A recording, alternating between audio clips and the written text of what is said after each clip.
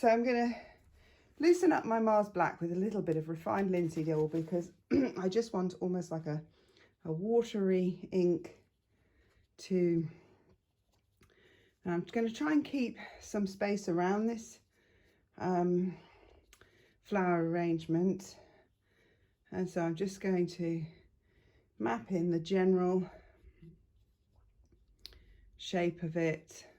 I don't want to go too big because I don't want it to take up all the space in the painting. Now the base comes just up to the edge of the painting here. Could just make that slightly bigger, I think. Let's do it. I'm just sketching it in and finding out how much space it's taking up on the paper at the moment. It's by no means a sort of end product. You can still work with it. See. Okay, so now I'm going to thicken up my Mars Black by mixing more of the paint straight from out of the tube into now that original sketch mixture. So I'm thickening it up and darkening it up, and I'm just going to block in now the darker extremities of the painting.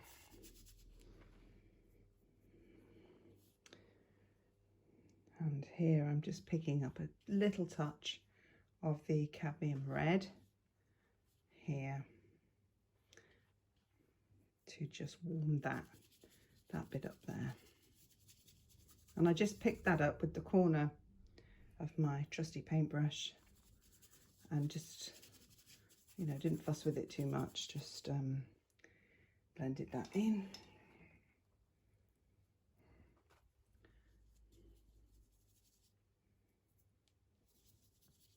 And I'm going to do the same on this side here.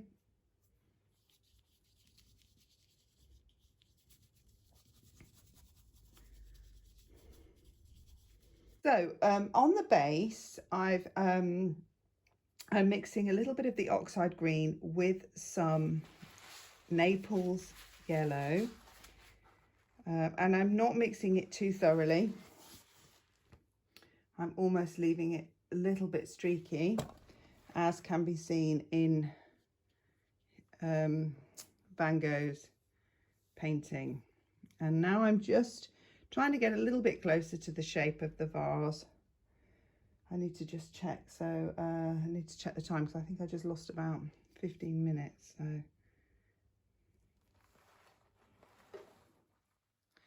and over the one side of the vase I'm going to add even a little bit more white and Naples yellow because it does get lighter over this side.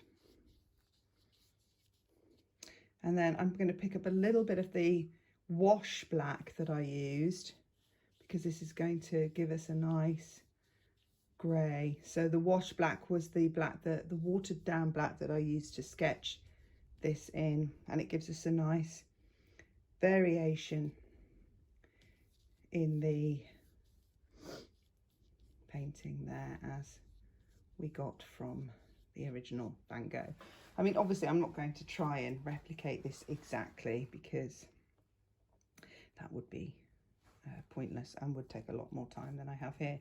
So I'm going to take a little bit more of this Naples yellow oxide green. I'm going to add a little pinch of the phthalo turquoise to that, and that's going to go over in my darker corner here. I would have liked that to be a touch more streaky, so I am going to just add some streaks. And then here, and then we have a little bit more of the green, so I'm going to add the green more intensely here.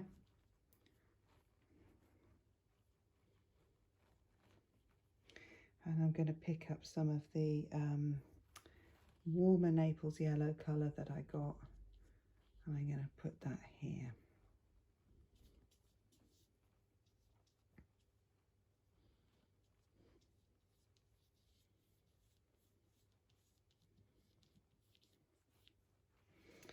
And And then he has, we'll just put, we need to just slightly darken now.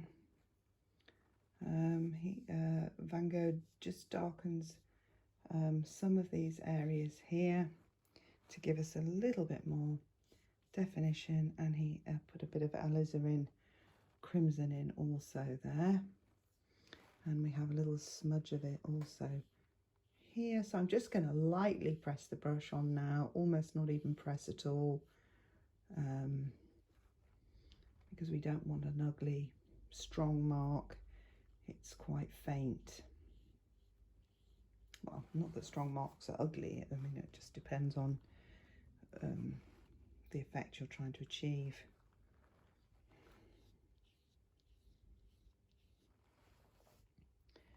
Okay, and then he has some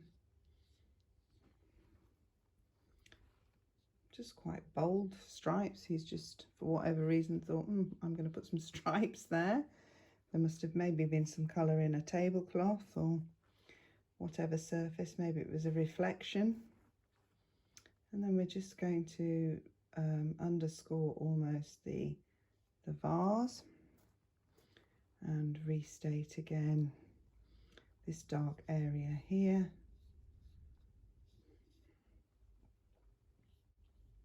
By the way, while I was out there doing the rabbit, I don't know if any of you are like me. I always think artists probably are more likely to be environmentally aware. I don't know if it's a massive generalisation, of course, but if you are, excuse me, I'm just going to have a sip of coffee.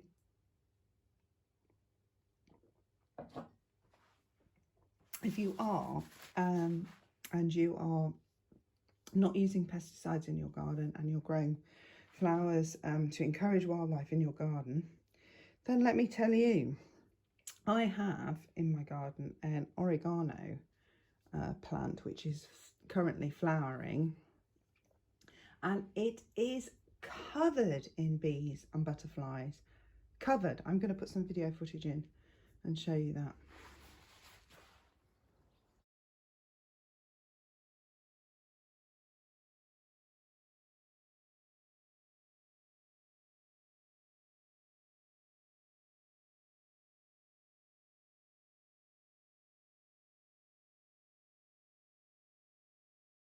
So what I'm going to do now is I'm going to lay in some of the darker areas. So I'm going to bring some of the black in to this display, because we can sit the flowers then on top of the negative painting, which is the black. I don't know whether I could have made this a bit bigger. I think probably in the end this is going to be bigger.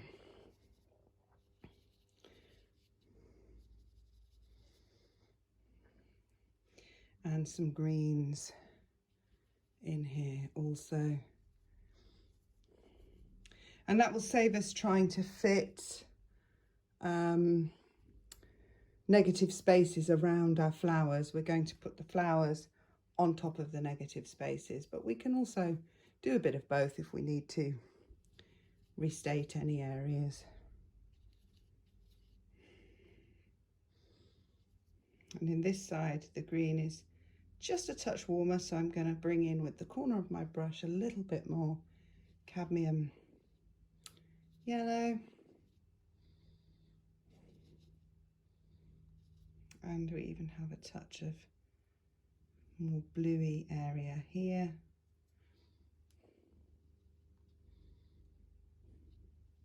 Which I've used the phthalo blue, phthalo turquoise and white to sort of get that area there blocked in. Let's go in and do the block in the vase itself. I think I'm going to add a touch of yellow to my oxide green. And we can go in quite bold with that. There, I think it could do with being a bit warmer.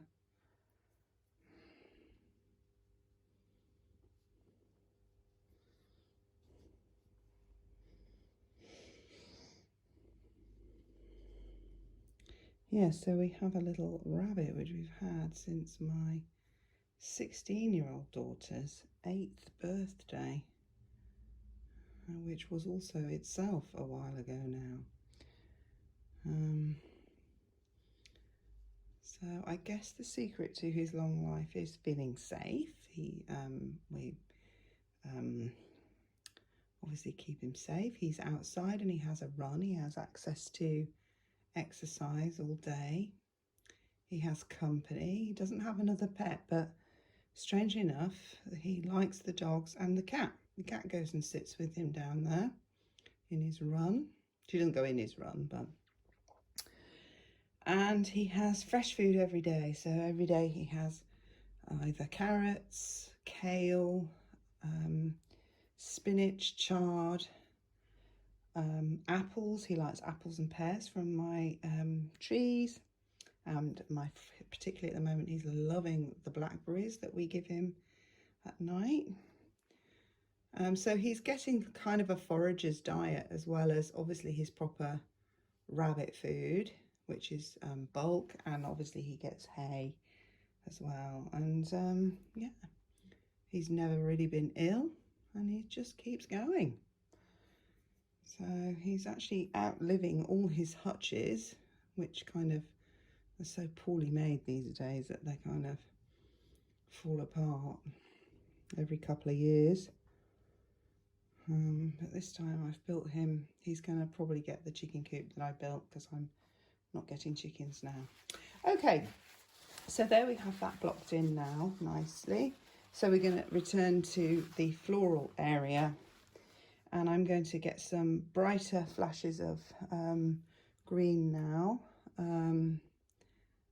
which I'm going to push over here because we have a little area here, and I'm going to keep it light to touch, especially where it seems to be slightly receding and there isn't as much detail here, and we have a flash of it here. You're just layering it up, layering up the colours and the textures.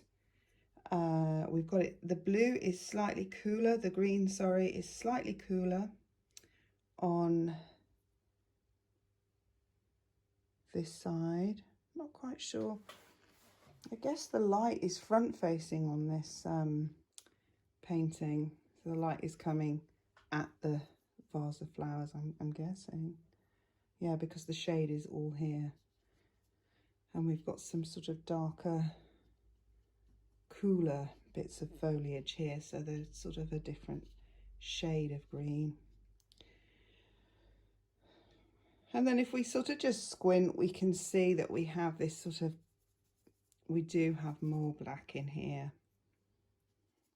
And I'd rather get that in now and put the flowers on top than be trying to work it out later where all the dark areas are.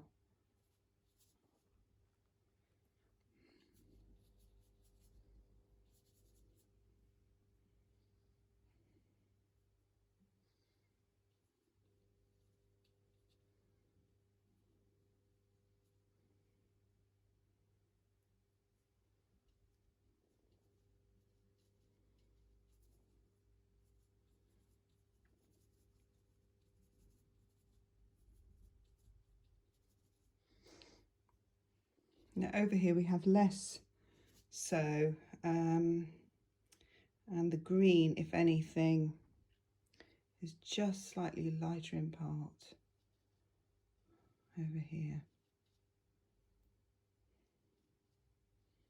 And while we've got that green on our brush, we also have a slightly lighter bit there, and we can put a bit of it to use it as a bit of texture on here on this ceramic pot.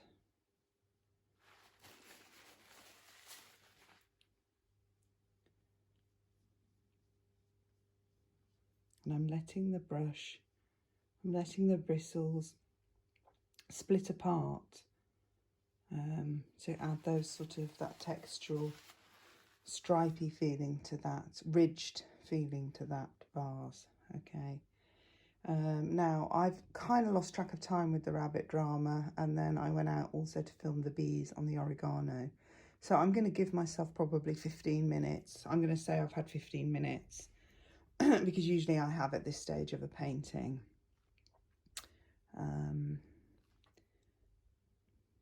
Now, so what I'm going to do is I'm going to get some phthalo blue, Naples yellow,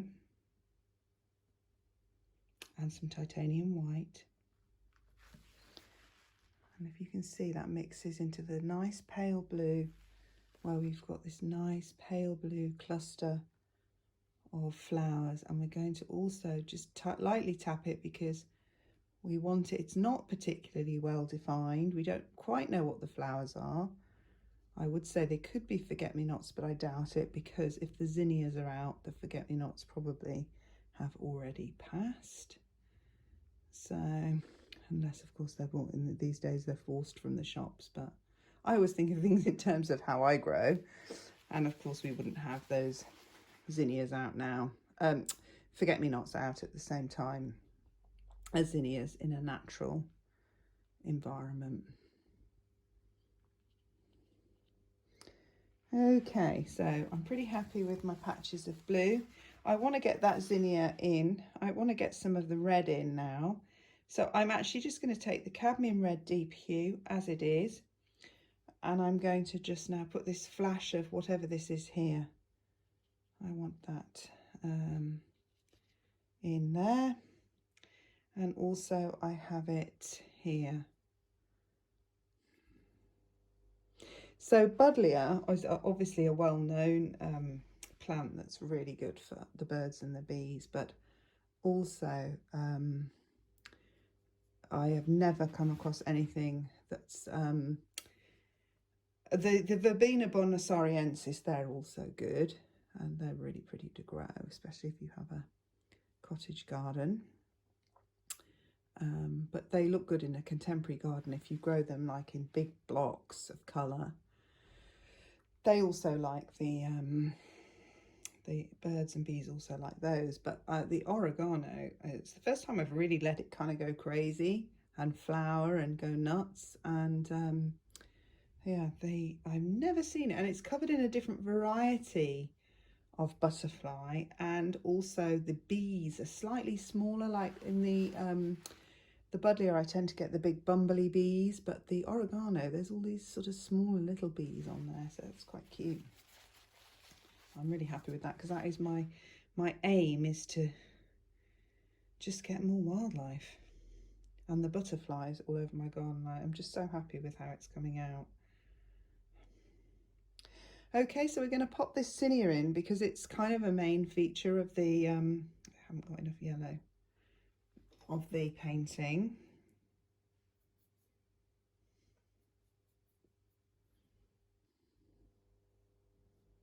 So let's just pop that in there. I wonder if it might even be slightly lower down, but I'm not going to fuss because that will make a smudge that I don't want. And it doesn't matter. It doesn't have to be exact. We're just channeling our inner Van Gogh at the moment. And he has these little fiery little flowers up the top here, which I can't tell you what they are, I don't know. Oh, I tell you what it could be. It could be honeysuckle. I'm not sure. And then here he has another one, another yellow zinnia, which is very abstract looking. And a lot more yellow, probably closer towards the Naples yellow than. So I'm going to mix a bit of the Naples yellow in with that orangey mixture. And I think partly it's covered with other flowers, that's why, in the same colour as this. And here also, there. Now you see what I mean, you don't want to fit your darks around, so, but anyway, that's fine, because I've got some lighter flowers going in there anyway. They're kind of a greeny, creamy, bluey colour, like so. And then over here. So I'm going to now look for where I've got, so I've got this colour, it's really nice, and I'm just going to start looking for other areas of the painting where I see it, and I'm just going to start patting those in. Some of them are very light. This is a little bit actually like my Gustav Klimt painting, so if you kind of like doing these kinds of things, then you could do well to go and have a look at that one as well. And then we have just a touch more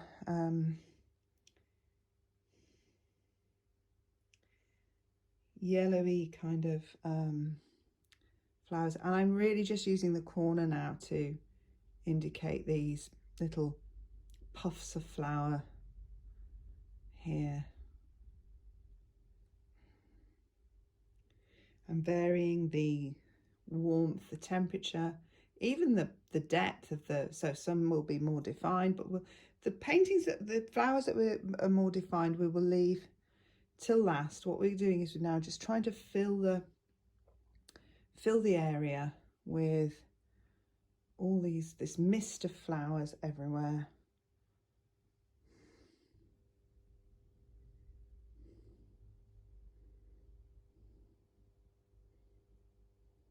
Just use the brush on different angles slightly so that you avoid the kind of like the repetition of shape that I got there. You don't want that. And we've got some little tiny, break them up like ones there and there.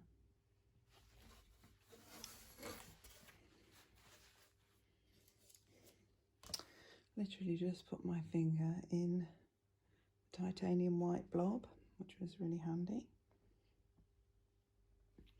So I can see now I'm going to actually start going in with a slightly lighter colour as we head towards the really lighter areas. But I'm not going to go in with the lightest lights yet. I'm just massing in now some of these sort of mid lights. So they're not mid tones, they're lighter than that, but they're not, you know, the lightest lights either. Don't want to lose our dark spaces. We might even have to restate some of them.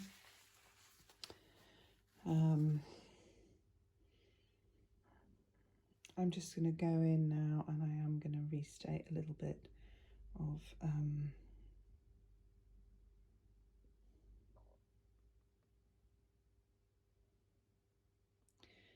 the dark in here by mixing the green, the phthalo and the black,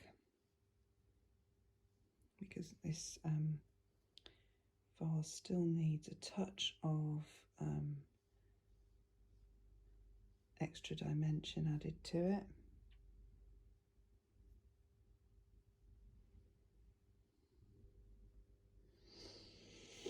And then he has this nifty little trick of just putting, look, a little mark there to indicate the darkness of the flower, and then he just puts a little flash in there. It's just a line, and yet it breaks that up and immediately gives, you know, this impression that you know, there's a depth in there. Just go back and restate some of these blacks that we don't want to lose as this painting progresses, because obviously if we lose them, we lose, as I say, we lose the depth. Now, I'm not going to have time to really go into the super details of this painting, but I'm basically, my aim is to just get you started, and I think, you know, I'm achieving that. So I have 10 more minutes to work on this. I could do it as another hour video, I suppose, but I may.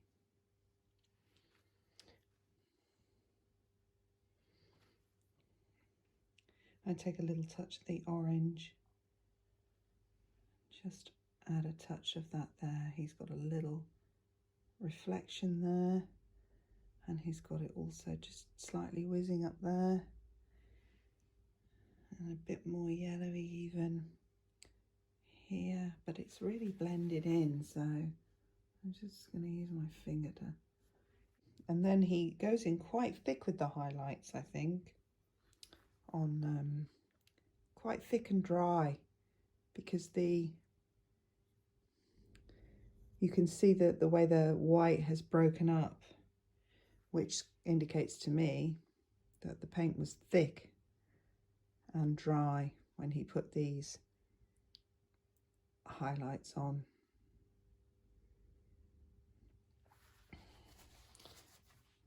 Could have done with them being a bit more rounded.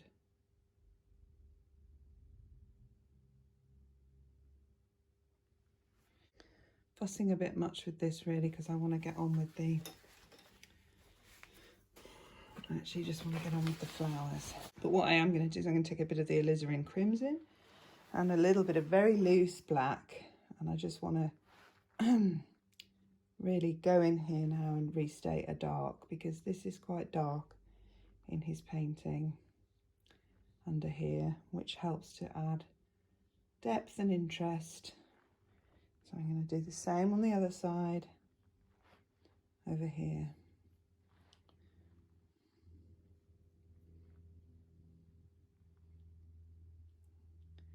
It's going to help sort of define also the shape of this vase a little bit more as well.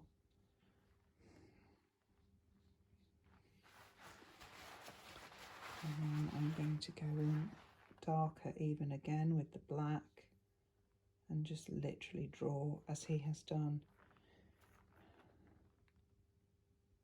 the edge of the vase like so. And even underneath slightly, there and there, and then in a much lighter, softer touch under here.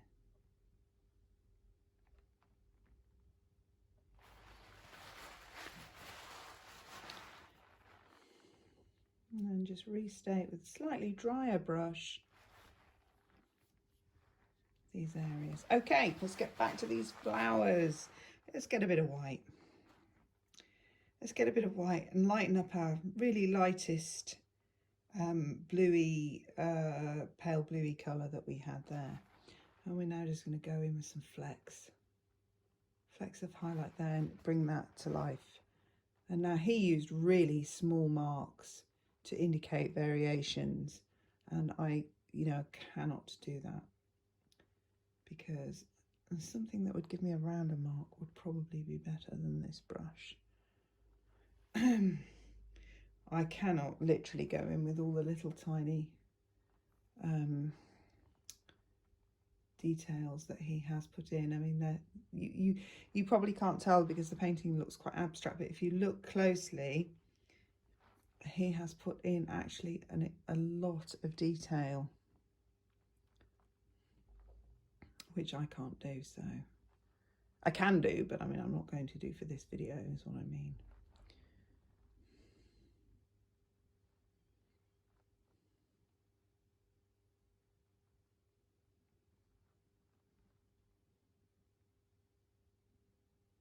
So we're just going to smush these up a bit, break them up. We again don't want to lose the black. And then here he has some really quite standout flowery shapes, and also up here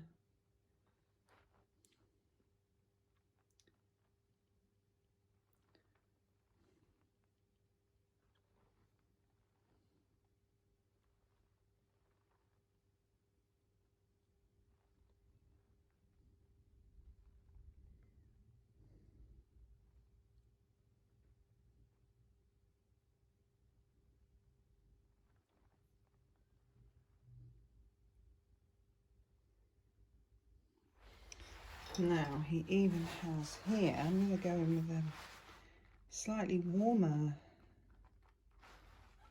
colour, so the Naples yellow now, but with lots of titanium white. And he's got these little star-shaped flowers overlapping these flowers here. So a better brush, I think, probably is required. And the red is showing through, so it doesn't really matter. They almost are quite translucent looking.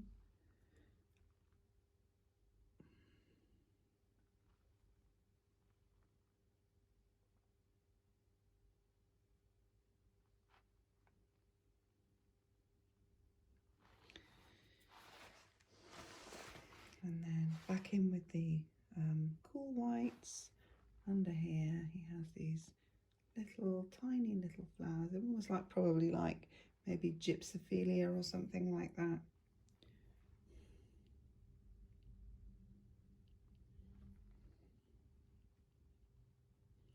I mean, you can see how you can do this, because you're not doing anything that is rocket science. All you are doing is kind of mastering your own mix of colours and your handling of the brush, and just understanding the order almost in which details need to be laid down, which of course is completely different again in watercolour. And then, almost as if these are daisies, he has this kind of little fried egg. Well, his are less fried eggy than mine, but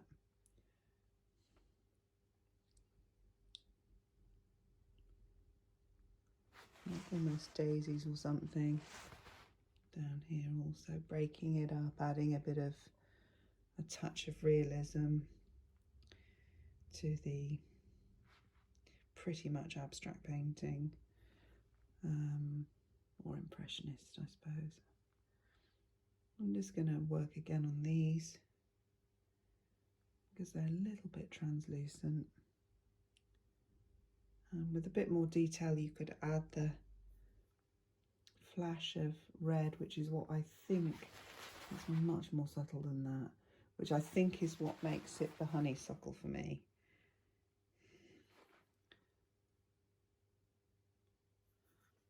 Just want to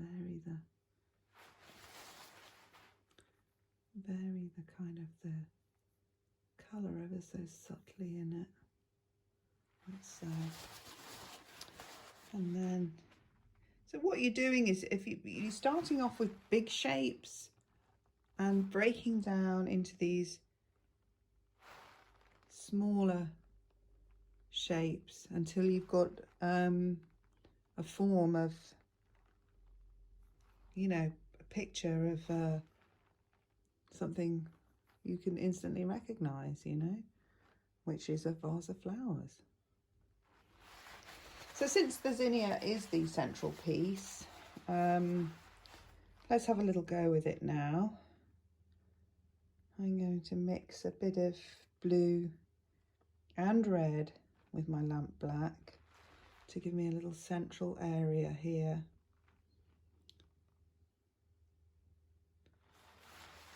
And then this is really just made up of flecks of colour to indicate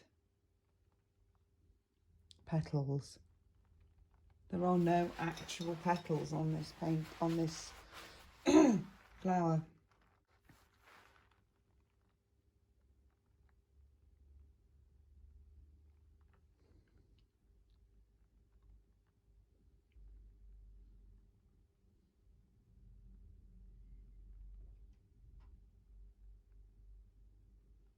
Again, I'm not over blending the paint for this. I'm just letting the streaks do a lot of the work for me. Now look, it's done a very clever thing there. He's done a little bit of negative painting just around the bottom of this zinnia to make it pop right out of the bouquet. Like so.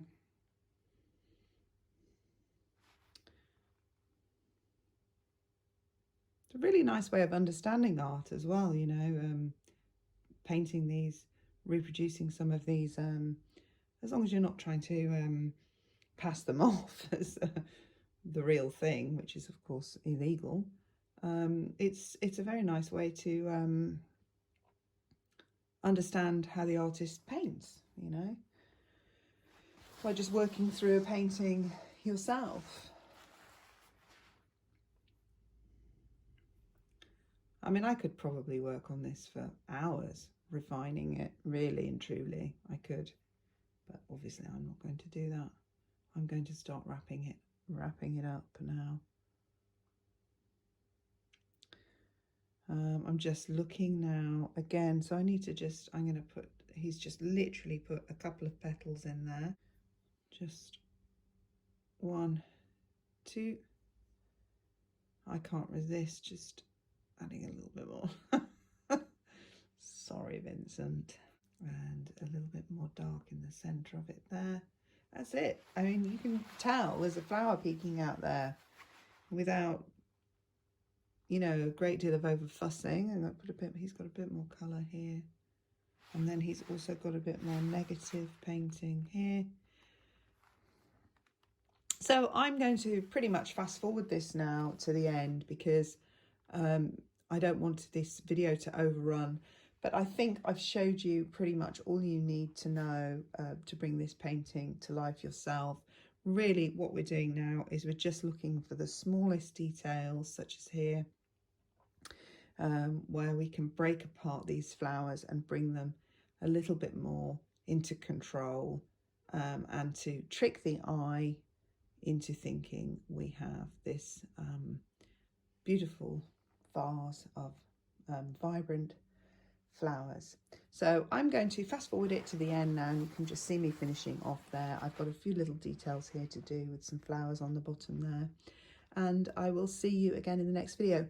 By the way, if you're looking to do digital art, if you have any apps or sketchbook apps or Procreate apps on your devices and you want to have a crack at painting before you